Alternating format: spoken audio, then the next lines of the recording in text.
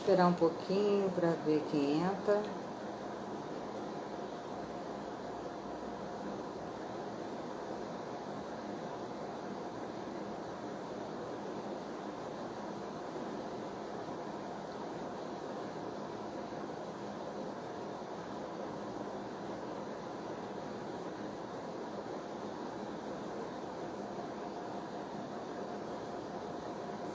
Bom, gente, vou começar, tá? Porque depois tem curso. Hoje a gente vai falar do capítulo 9 do livro da Clarissa Pinkola Estes, Mulheres que Correm com os Lobos. Esse capítulo é muito interessante.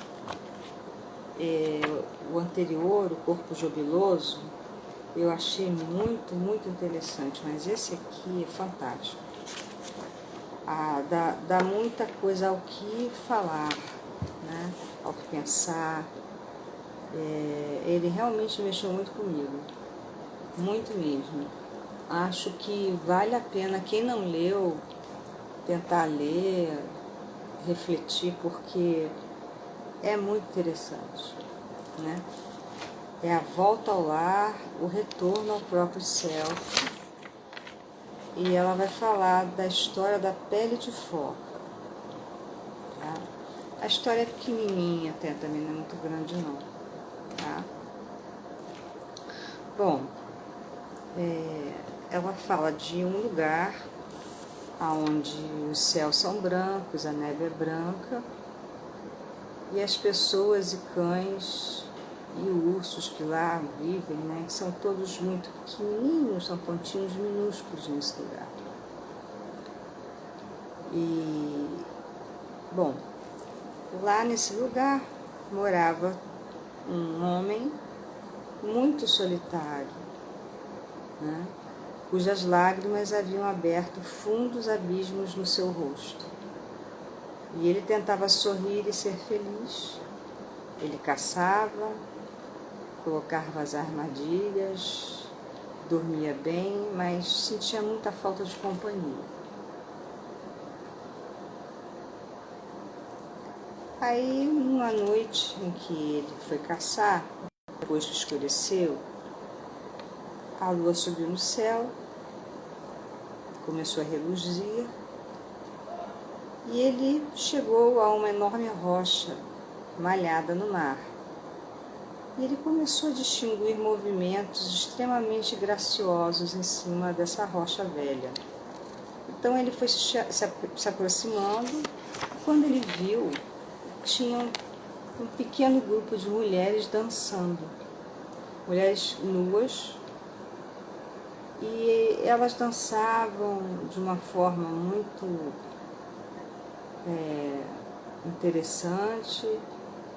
E ele, né, solitário, nunca tinha visto mais um humano há muito tempo, a não ser na lembrança, ficou ali olhando.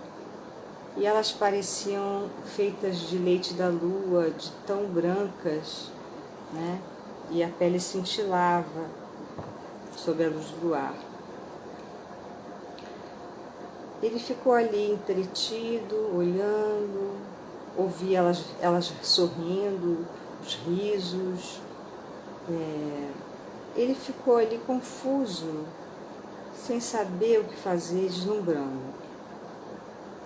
Bom, ele ficou ali, dispersando-se da solidão, até que, sem pensar, como se fosse seu destino, ele saltou para a rocha e roubou uma das peles de foca que ali estavam jogadas. Tinham várias peles de foca jogadas. Logo uma das mulheres gritou, que era uma voz que era a coisa mais linda que ele já tinha escutado, que não parecia com nada que ele tinha ouvido antes. E aí elas pegaram, se vestiram com as suas peles de foca e entraram no mar, exceto uma, que ele tinha pego a roupa. Então ele se sentiu estimulado, se aproximou da mulher. Mulher, Case-se comigo, sou um homem bom e sozinho. Ela respondeu: Ah, eu não posso me casar, porque sou de outra natureza, pertenço aos que vivem embaixo d'água. Case-se comigo, insistiu ele. Em 7 verões, eu prometo que devolvo a sua pele de foca, e você poderá ficar ou ir embora como você quiser. Ela ficou olhando muito tempo o rosto dele, com os olhos que, se não fossem suas origens verdadeiras, pareciam humanos. Aí, finalmente, ela falou: Irei com você, disse ela meio relutante. Dentro de 7 verões, tomaremos a decisão. E assim, o tempo foi passando, e eles tiveram um filho, a quem deram o nome de Uruk. A criança era ágil e gorda, e no inverno a mãe contava a Uruk as histórias dos seres que vinham do fundo do mar.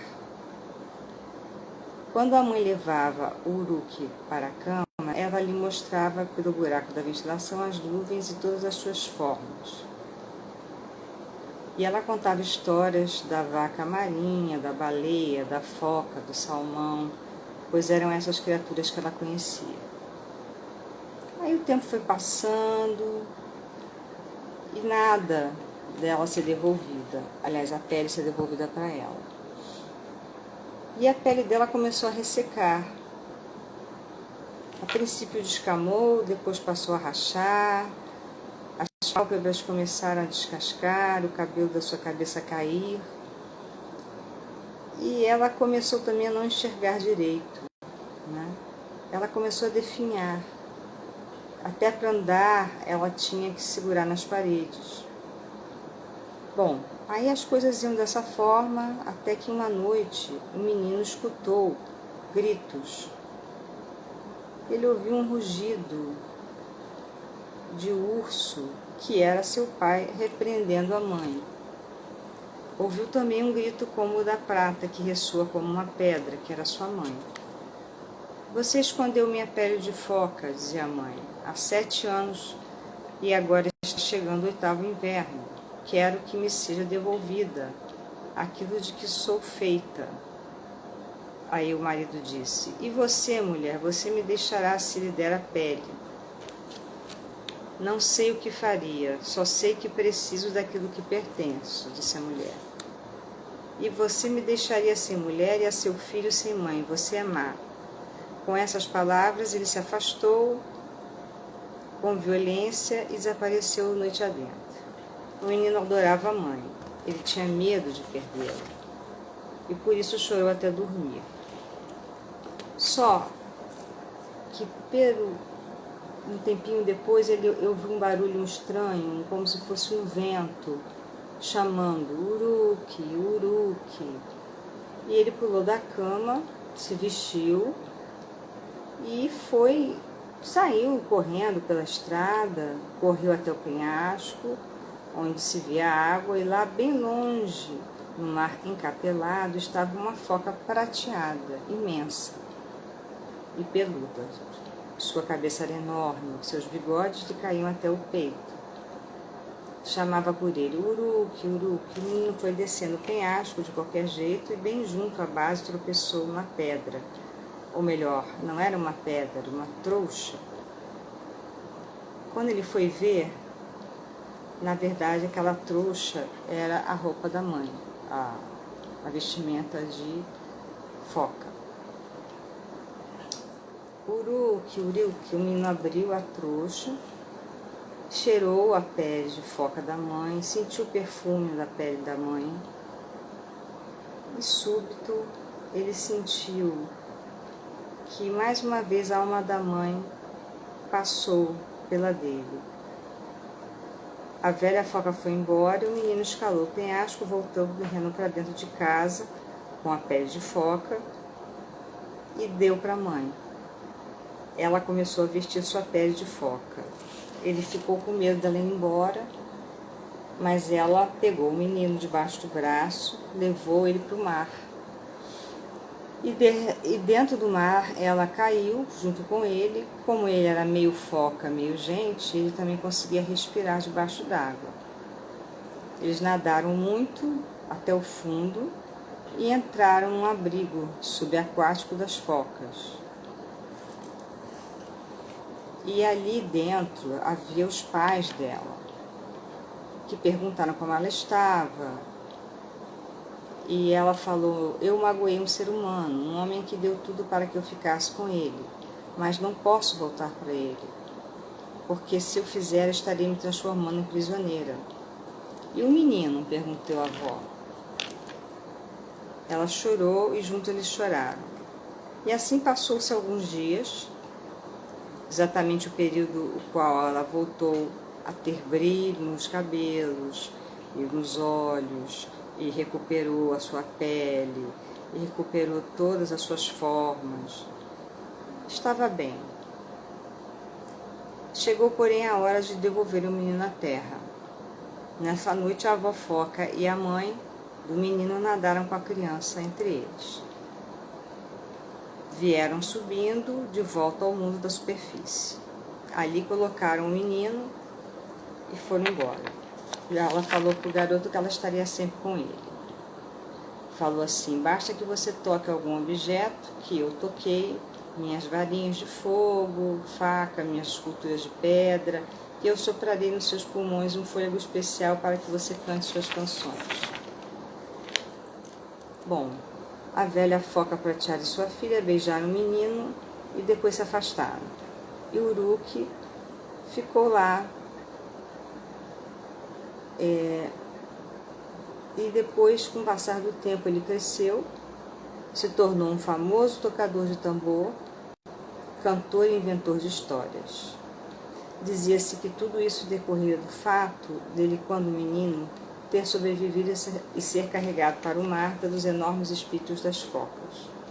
Agora, nas névoas cinzentas das manhãs, ele às vezes ainda pode ser visto com seu caiaque atracado, ajoelhado em uma certa rocha no mar, parecendo falar com uma certa foca fêmea que frequentemente se aproxima da orla.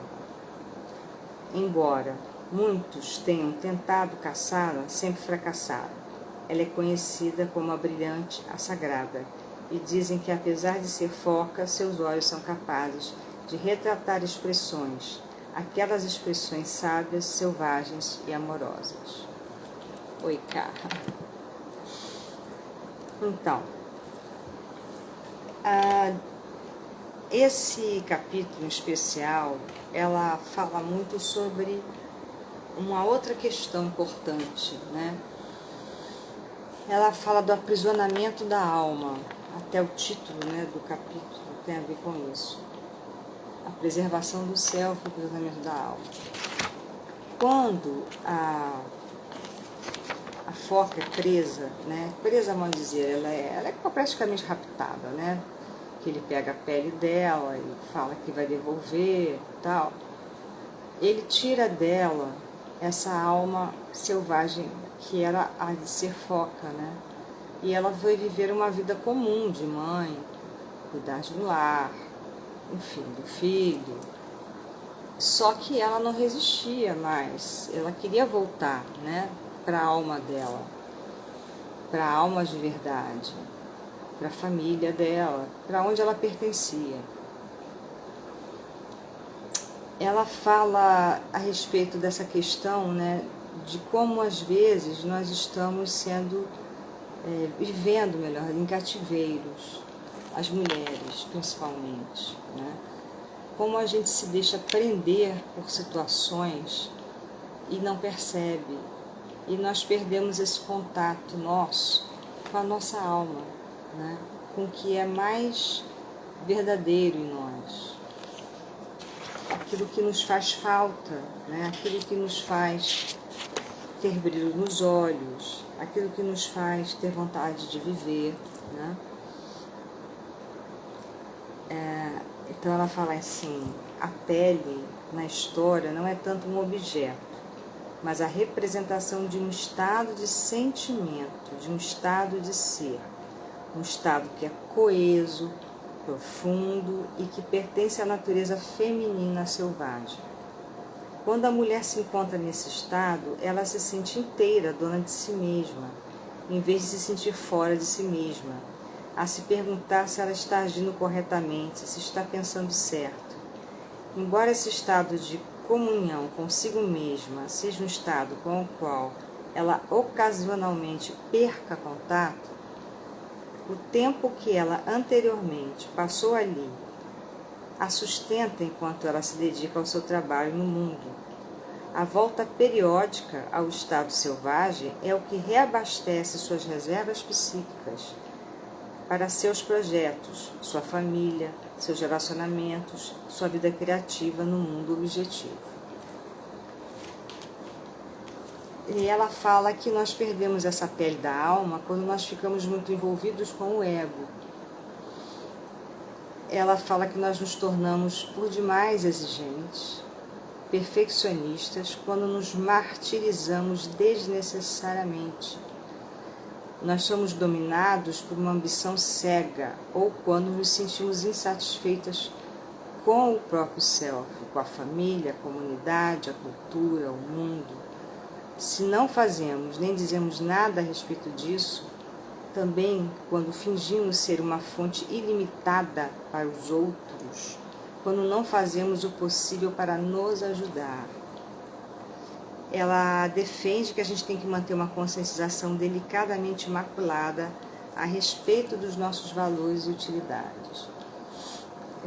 Quantas vezes, por pressão da sociedade, por pressão da vida mesmo, a gente se dedica a alguém ou a alguma coisa, acredita que aquela dedicação é a coisa que existe de mais importante no mundo, na vida, e a gente esquece da gente. Existe uma distinção que até a Cabala também faz entre self e o ego. A Cabala fala muito que o ego é o lugar de viver as ilusões. É uma coisa mais ligada, vamos dizer assim, ao exterior, né? É uma forma da gente se ligar por meios de pensamentos, de tudo aquilo que a gente fantasia que as pessoas são, que nós somos, que as coisas são, né? E a gente esquece que nós temos uma alma, e a alma é o lugar da verdade. A alma é o lugar onde nós realmente moramos, é a nossa verdadeira morada, né? E ela vai falar aqui também nisso, ela vai falar da alma, né, dessa questão da alma, do roubo da alma, que foi o que aconteceu, né?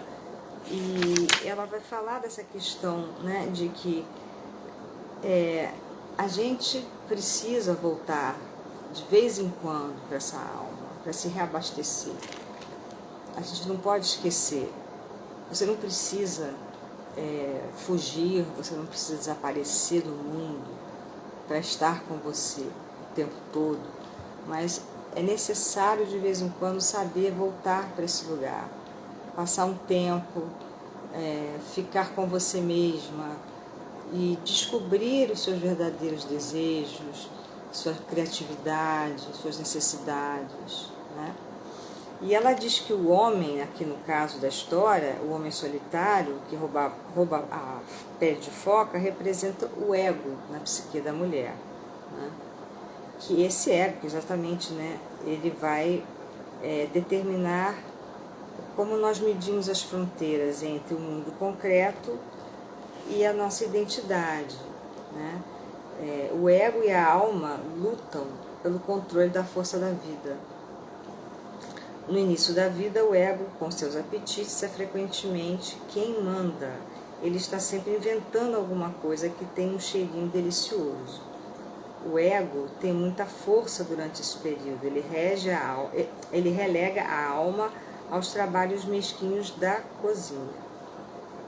Aí ela vai falando que depois, né, desde o instante que nós nascemos, há dentro de nós um impulso selvagem que deseja que a nossa alma conduza a nossa vida, porque o ego é limitado na sua capacidade de compreensão.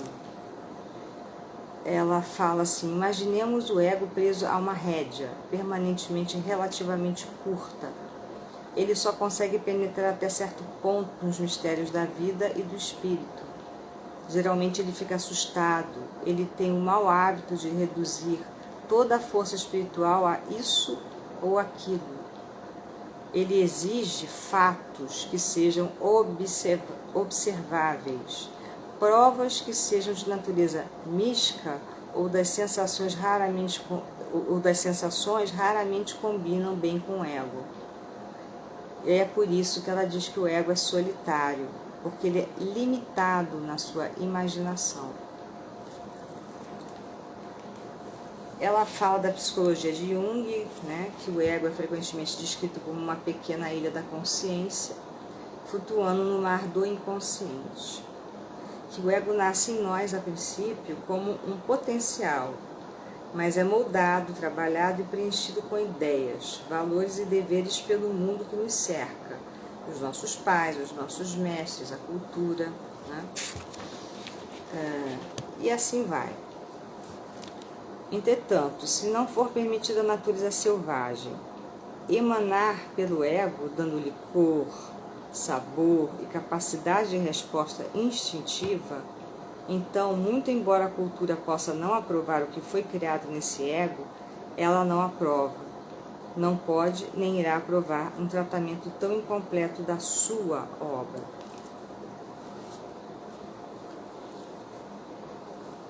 O ego, na verdade, ele é atraído pela luz da alma. Ele tem um anseio próprio por ter um relacionamento com a alma. Por isso ele vai atrás da foca, né? A mulher. O ego é grosseiro em comparação com a alma, né? A alma é realmente a coisa refinada, né? A alma é tudo aquilo que você necessariamente não vê, né? É a tua intuição, é o teu lado selvagem, né? É a tua criatividade. Não dá para comparar uma coisa que é, vamos dizer assim, formada pela sociedade, que é dada, né, pelo social, com alguma coisa tão genuína como a alma. Cada uma de nós sabe que sua alma é o preciso, né?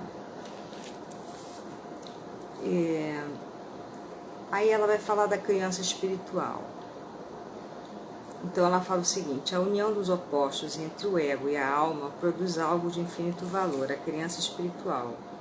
O ego participa da criação de um filho que terá direito a uma herança dupla, a do mundo e a da alma. Um filho que será capaz de levar e trazer mensagens e presentes de um lado para o outro. É o caso do menino, né? Ele consegue, inclusive, respirar debaixo d'água, né? Essa criança espiritual, ela é milagrosa. Tem capacidade de ouvir o chamado, ouvir a voz distante que avisa que chegou a hora de voltar para o próprio self. A criança faz parte da nossa natureza medial que nos impele, porque ela ouve o chamado quando ele vem. É a criança que desperta, que se levanta da cama, que sai de dentro da casa para a noite cheia de vento e que desce até o mar revolto e faz afirmar: Deus é testemunha de que eu vou agir assim, eu vou resistir, nada me desviará, ou descobrirei uma forma de continuar.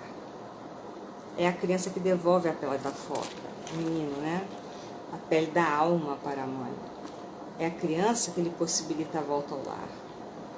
Essa criança é uma força espiritual que nos induz a continuar nossa obra importante, a recuar, a mudar nossa vida, a melhorar a comunidade, a nos unirmos para ajudar a dar equilíbrio ao mundo. Tudo isso apenas ao voltar ao lar.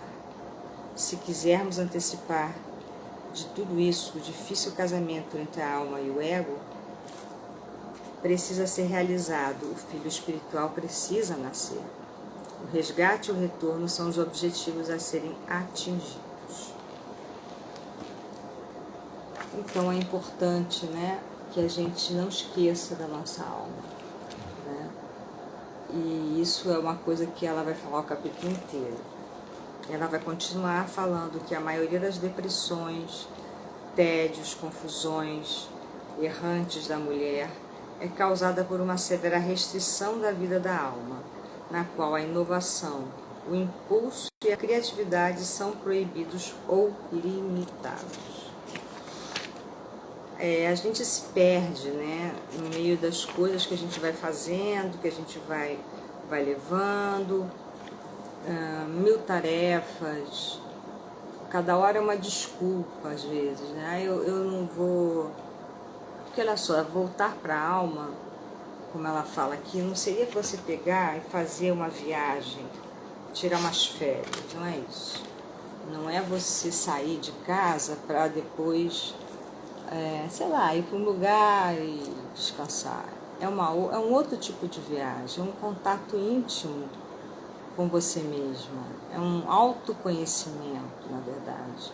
É uma tentativa de estar com você mesma. E nem sempre essa é a forma mais legal, né? Tipo, vou fazer uma viagem. Nem sempre. Aí você vai para a viagem, outras distrações te pegam e você não fica com você.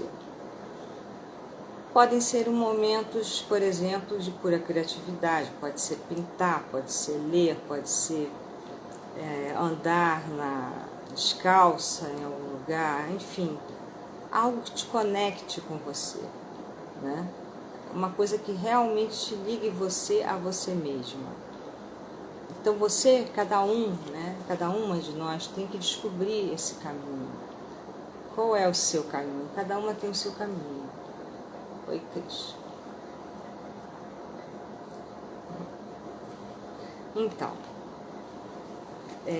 ela vai falar desse momento de voltar para casa. Pode tanto estar na hora de voltar para casa, quando existe um excesso de estímulo positivo, como quando há uma discrepância incessante. Podemos estar nos dedicando demais a alguma coisa. Podemos estar esgotadas demais por alguma coisa.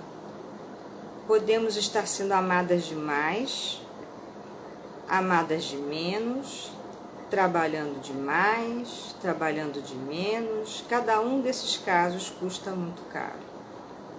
Diante dos excessos, vamos aos poucos ressecando. Os nossos corações se esgotam. As nossas energias começam a nos faltar.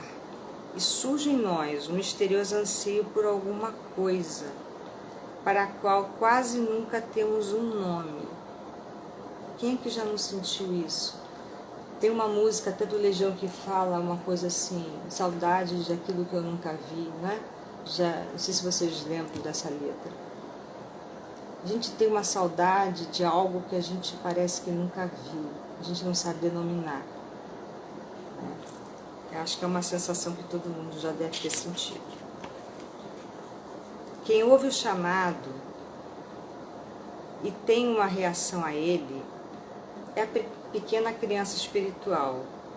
É ela quem se arrisca lá fora, passando pelas pedras e penhascos gelados, que segue o chamado sem questionar e que acidentalmente tropeça na pele de foca, enrolada que era da sua mãe, né?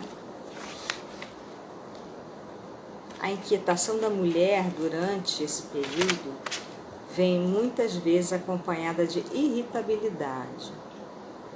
Eu acho isso muito interessante. De uma sensação de que tudo que está perto demais para ser agradável ou longe demais para nos proporcionar paz. Ela sente de alguma forma pouco e muito perdida, pois ficou muito tempo longe de casa.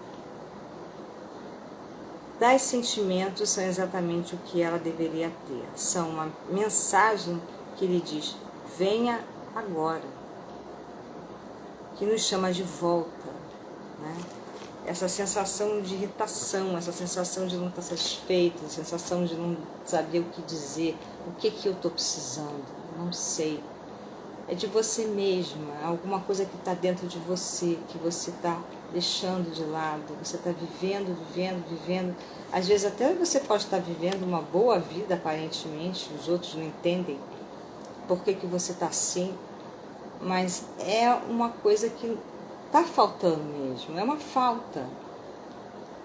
Eu não lembro se vocês, quer dizer, eu não sei se vocês viram a outra live dos sapatinhos, né, vermelhos. quando ela fala daquela questão da fome de alma, né? Que a menina ia buscar os sapatinhos, buscou, quer dizer, na realidade, os sapatinhos naquele sapato vermelho que ela viu no sapateiro, porque ela queria, na verdade, os que ela tinha feito, né? Os sapatinhos que ela criou, foi a partir da criação dela.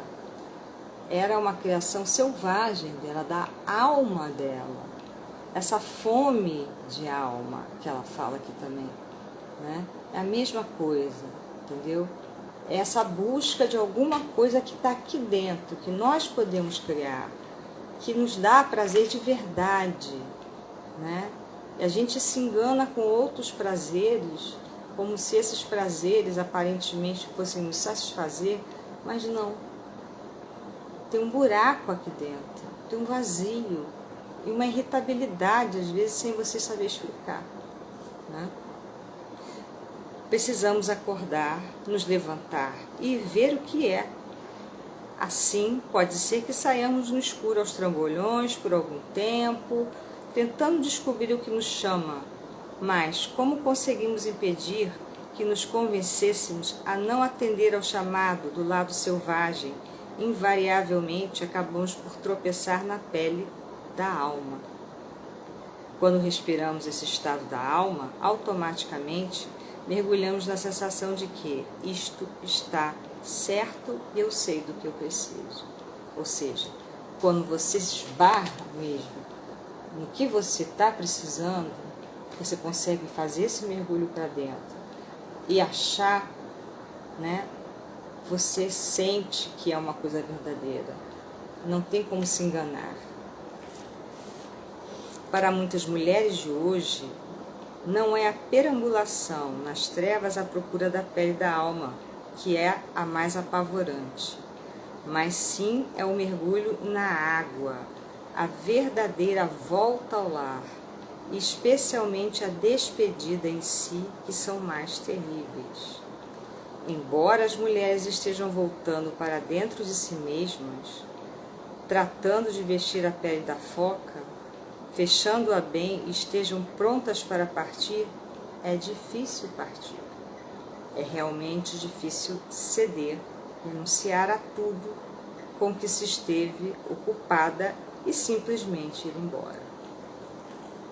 Olha só, ela não está propondo, na verdade, aqui, vou deixar isso bem claro, não é que você vá embora, por exemplo, abandone seu marido, seus filhos, não é isso.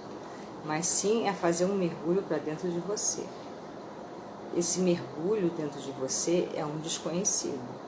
Você não sabe o que você está procurando às vezes direito, né? E você tem medo, porque o desconhecido sempre dá medo. Mas ao mesmo tempo ele te chama. Por que não tentar conhecer? Né? Então esse estado, né, de buscar o que está dentro, simplesmente ultrapassa os limites naturais, né? Quando já estamos atrasadas para a nossa volta ao lar, os nossos olhos não têm nada que os faça cintilar. Os nossos ossos se cansam. É como se nossos feixes nervosos estivessem se desfazendo e nós não pudéssemos mais nos concentrar em quem e naquilo que nos interessa. Ou seja, você fica meio perdida. É uma sensação de estar perdida, né? Você começa a sentir que você não consegue mais avançar na vida, né?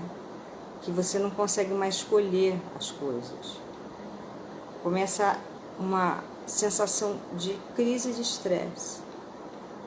Mas na realidade se trata muito mais do que isso. É aquela história da fome da alma que eu falei, né? E nesse caso apenas um recurso. Finalmente a mulher sabe que dessa vez não valem as hipóteses, quem sabe, talvez, mas que precisa, que tem que voltar para casa, né?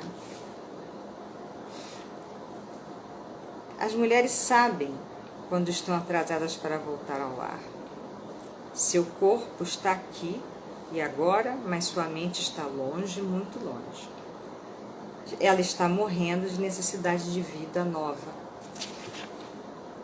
Há melancolia, há um anseio profundo, há angústia, desolação.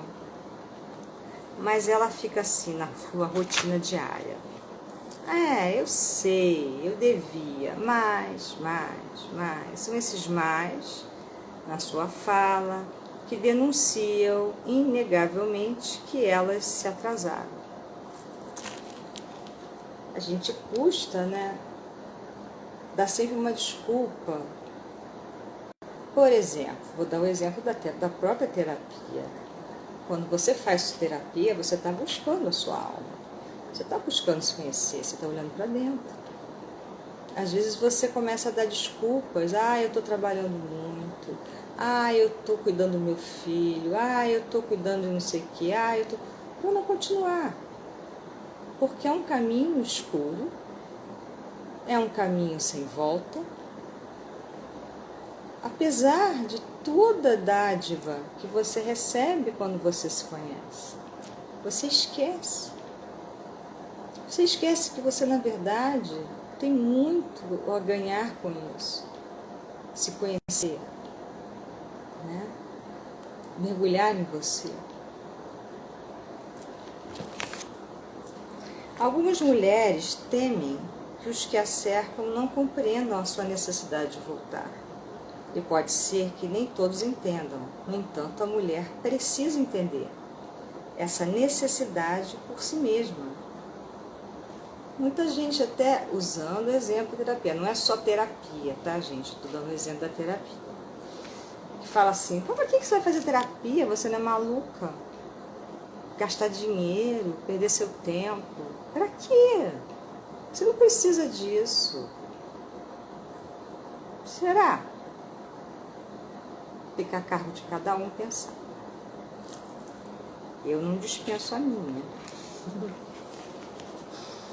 Portanto, a volta ao lar não implica necessariamente uma árdua viagem por terra, né? Entretanto, não quero dar a entender que seja algo simples, pois existe muita resistência à volta ao lar, seja ela fácil ou não. Existe uma outra explicação para a atitude das mulheres de adiar a volta. Uma explicação que é a mais misteriosa, ou seja, o excesso de identificação da mulher com o arquétipo do curador. Isso aqui é muito interessante, tá? O que é o arquétipo do curador? O arquétipo do curador é aquele que contém sabedoria, bondade, conhecimento, solicitude, né? Todas as qualidades necessárias para curar. Portanto, tem que ser generoso, delicado, solícito, enfim. Agora, esse arquétipo exerce influência prejudicial demais na nossa vida quando a gente se dedica de uma forma compulsiva no sentido de tudo curar, tudo consertar, né? Às vezes você entra num esquema de cuidar dos outros, da sua família, dos seus filhos, você cuida de todo mundo, menos de você. Você se esquece, não é verdade? Quem já não fez isso? Leva os problemas dos outros nas costas, mas você não olha para você. Quando você vê, você está toda estropiada, precisando de ajuda e ninguém levantou a mão para você. Isso aí. Então, a mulher, na verdade, ela precisa se afastar, ficar sozinha, examinar como ficou presa nesse arquétipo, nesse exemplo, por exemplo, do arquétipo da cura. É preciso resgatar e desenvolver o instinto selvagem básico que determina os limites. Só até aqui e nem um passo a mais. Só esse e nada mais. Saber até onde você pode, por exemplo, ajudar as pessoas. Até onde você deve se dedicar a um trabalho. Até onde você deve se dedicar a uma determinada situação sem abusar de você mesma. Sem estar entrando em estresse. né, sem estar indo além do que você pode. Né? Se não voltamos para casa quando chega a hora, deixamos de ver com nitidez. Embora não se possa realmente voltar para dentro do útero, pode-se retornar ao lar da alma. E não é apenas possível, é indispensável. Indispensável a gente ter um contato conosco, né?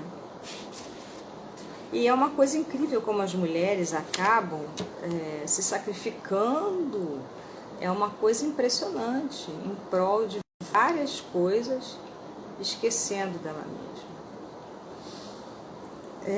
A resposta à pergunta: onde fica o lar? Ela é bem mais complexa. Mas, de certo modo, ele fica num lugar interno, um lugar em algum ponto do tempo, não do espaço, onde a mulher se sinta inteira. O lar é onde um pensamento ou sentimento pode ser mantido em vez de sofrer interrupções, ou de ser arrancado de nós, porque alguma coisa exige nosso tempo e atenção. O caminho de volta a esse lar especial, esse lugar físico específico, não é o lar. Ele é apenas o veículo que embala o ego para que ele adormeça e nós possamos percorrer o resto do caminho sozinhos. Os veículos com os quais e através dos quais a mulher chega ao lar são muitos. Pode ser a música, a arte, a floresta, o vapor do mar, o nascer do sol, a solidão, poder ficar só, um pouco consigo mesma. Será que vocês sabem o que é ficar não na solidão? Aqui ela deixa isso bem claro, na solitude, estar com você mesmo. Todos eles nos levam de volta a um mundo interior, benéfico, que tem ideias, organização e sustentação próprias. O lar é a pura vida instintiva, onde tudo é como deveria ser, onde todos os ruídos parecem certos, a luz é boa e os cheiros nos acalmam, em vez de nos deixarem alarmadas. Ou seja, é onde você encontra paz. E, gente, quando chegou a hora, chegou a hora. Né? Não existe uma hora em que tudo esteja nos eixos para ninguém. Né? O que importa é saber aqui dentro o que eu estou precisando. Né? Esse é o chegou a hora. Quando a necessidade grita. Né? Por quanto tempo, né, será que a gente começa a se dar conta disso? Não tem tempo. Né? Acho que a gente sabe quando a gente não está bem. A gente pode ficar anos sem se dar conta, né, de que precisa fazer isso. A gente pode ter muito tempo e procurar outras coisas que nos distraiam, mas não adianta, a gente sempre vai ter esse chamado. Bom, aí ela pergunta aqui, e também por quanto tempo a pessoa fica no lar espiritual? O máximo de tempo possível, até que você seja novamente dona de si mesma. Com que frequência é necessária essa volta? Bom, com uma frequência muito maior se você for uma pessoa sensível e muito ativa no mundo objetivo. Algo menos se você for um pouco insensível e não se expuser tanto. Cada mulher sabe no fundo do coração a frequência e a duração necessárias. É uma questão de saber avaliar a condição do brilho nos nossos olhos, da vibração do nosso ânimo, da vitalidade dos nossos sentidos. É uma questão de você se olhar, né, gente? E saber quando você está precisando. ser sincera com você mesmo. Será que você se olha no espelho e vê se você está bem? Não é só olhar no espelho para botar um batom, não é olhar no espelho para você arrumar o cabelo. Olhar dentro dos seus olhos e ver se ele está brilhando, se ele ainda tem vida, se a vida está aí dentro, se você está bem mesmo, se você está feliz mesmo, se está faltando alguma coisa. Por que a gente reluta tanto em saber quando tem que dar um tempo para nós mesmos? Por que nós nos dedicamos às outras coisas com tanto ardor, né? E esquecemos de nós? Porque foi imposto pela sociedade que a mulher tem que ser aquela que toma conta de tudo, toma conta dos filhos, toma conta da casa, trabalha, ganha dinheiro. Hoje em dia é assim, né? E aí, como é que fica? É uma coisa para vocês pensarem. Essa busca para essa volta ao lar, para a alma, né, é muito necessária. Principalmente se a gente parar para pensar nos dias de hoje, no que a gente está vivendo, né, nessa pandemia. Se você estiver bem com você mesmo, se você estiver na solitude, como eu disse, se você souber ficar bem com você, você não se sente só, na solidão, né, na falta. Você está bem com você. Você sabe achar momentos aonde você estará com você, com a sua alma. Caso contrário, vem a depressão, a ansiedade, o desânimo, né, o mal-estar. E também saber os seus limites, até onde você suporta as coisas, até onde você deve levar adiante uma história, até onde você aguenta determinadas cargas que são dadas pela vida a você, né? Ok? Por hoje eu vou ficar por aqui, tá? Acho que na próxima nós temos, deixa eu ver o que aqui, é o capítulo 10.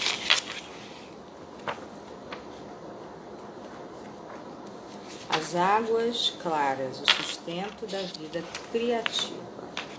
Isso aqui é um capítulo ligado ao outro, né? É La Llorona, o nome do capítulo, da história. La Llorona, se eu não me engano, é uma história grande. Eu já não me recordo muito, porque faz tempo que eu li. Vou ler de novo. Talvez eu tenha que fazer 2 lives para falar dela, não tenho certeza, tá? Mas aí eu aviso a vocês. De qualquer maneira, a primeira parte eu vou fazer segunda-feira que vem, ok? Muito obrigada a quem assistiu. Namastê, fiquem bem, boa noite.